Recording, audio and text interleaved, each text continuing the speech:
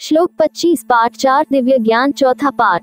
दैवमेवाप्रे यज्ञम योगिनः पर्युपास्ते ब्रह्माग्नावप्रे यज्ञम यज्ञेन वोपजुह्वति।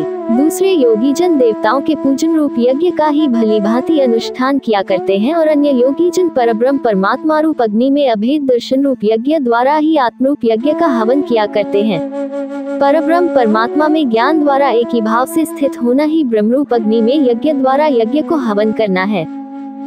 25 व्याख्या। इस श्लोक में भगवान श्री कृष्ण ने यज्ञ के विभिन्न प्रकारों का वर्णन किया है और बताया है कि विभिन्न योगी और साधक किस प्रकार से यज्ञ को समर्पित रहते हैं।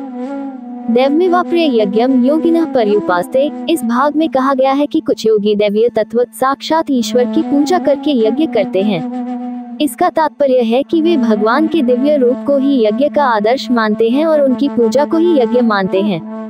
ये योगी भगवान की उपासना को एक प्रकार के यज्ञ के रूप में मानते हैं, जिसमें भगवान को प्रसन्न करने के लिए समर्पण और भक्ति से किया जाता है।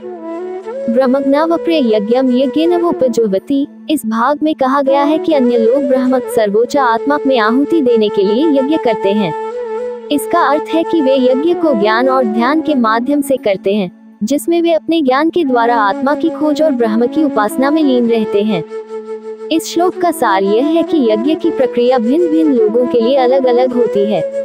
कुछ लोग बाहरी यज्ञ के माध्यम से, जबकि अन्य लोग आंतरिक ध्यान और ज्ञान के माध्यम से यज्ञ करते हैं। दोनों प्रकार के यज्ञ महत्वपूर्ण हैं और दोनों ही अपने अपने तरीके से साधक को आत्मा की ओर ले जाते हैं। श्लोक 26 पाठ 4 दिव्य ज्ञान चौथा पाठ। श्रोत्रादीन इंद्रियाण्यन्ये संयमाग्निषु जुह्वति। शब्दादीन विषयानन्य इंद्रियाग्निषु जुह्वति।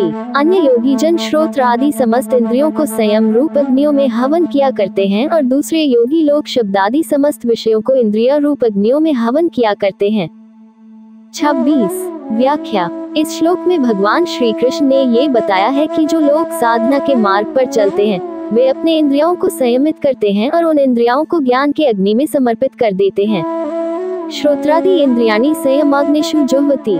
इसका अर्थ है कि कुछ लोग अपने कान, आंखें और अन्य इंद्रियों को संयमित करते हैं और इन इंद्रियों को तप के अग्नि में अर्पित कर देते हैं।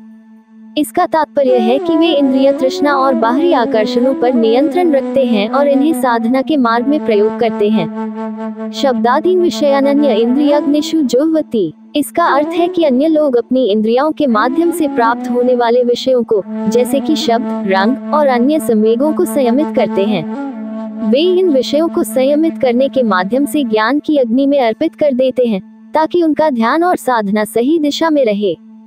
इस श्लोक के माध्यम से श्री कृष्ण ये बताते हैं कि सही साधना के लिए इंद्रियों का संयम अत्यंत महत्वपूर्ण है।